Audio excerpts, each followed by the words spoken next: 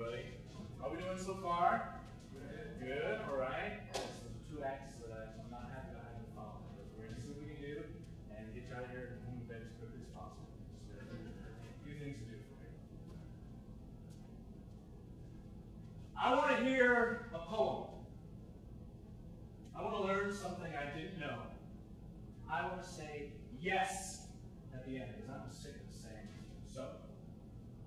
I want to hear a poem about who you are and what you think and why you slam.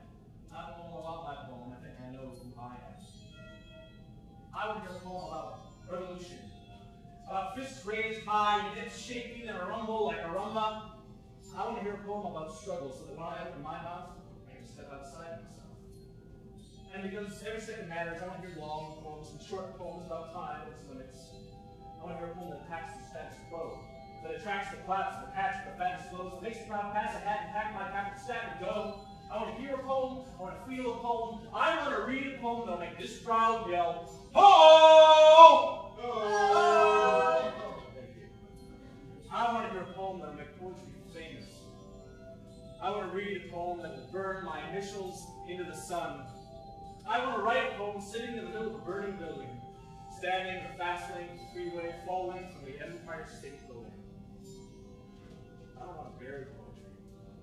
I want to blow it up. I don't want to dangle on my knee like a retarded child with beautiful eyes. I want to throw it off the cliff into the icy seas below, and I want to see if that motherfucker will swim for its life. A poet is one who writes verses, and one who does not write verses. A poet is one who throws off shackles, and one who puts shackles on himself. A poet is one who believes, and one who cannot bring himself to believe. A poet is one who tells lies, and one who has been told lies. A poet is one who is given to fall, and one who raises himself up. A poet is one who tries to leave, and a poet is one who cannot.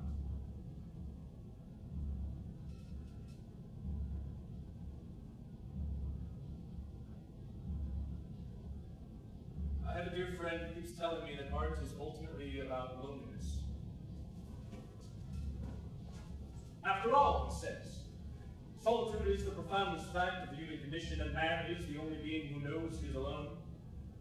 Kierkegaard tells us that the sum total of everything we do in life is merely an attempt to distract ourselves from the fact that we're dying.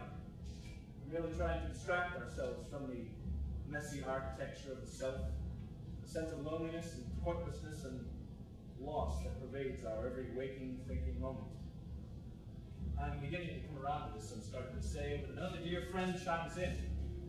Quantum physics tells us that nothing ever really touches. There is no contact in the universe. There's only movement and change. This is a terrifying notion, given our attempts to make contact with one another. I'm beginning to come around to this as well. It is, after all, a difficult balance to maintain, and few are able to do so without the aid of medication and/or years of therapy and/or large doses of broadcast television. We feel our loneliness to be painful, and we yearn to escape from behind the wall of our individual identities into a condition in which we can be more unified with the world outside of ourselves. We are desperate to communicate, and so we put forth the effort to remain active, normal, and determined, even as a shadow encroaching from the depths threatens our efforts to confront each day by day. The shadow presents itself as a realness regarding the rottenness of the world in general, and the rottenness of our own lives in particular.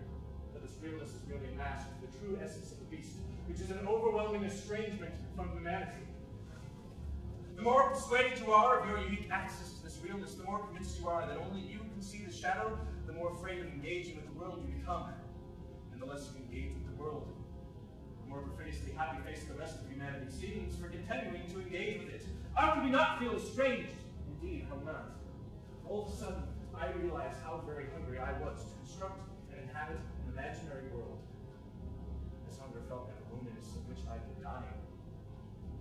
I thought that I needed to cure myself in order to fit in with the world. But I didn't need curing. The world didn't either. The only thing that did need curing was my understanding of my place in it. Without that understanding, without a sense of belonging to the world, it was impossible to thrive. even in an imagined one.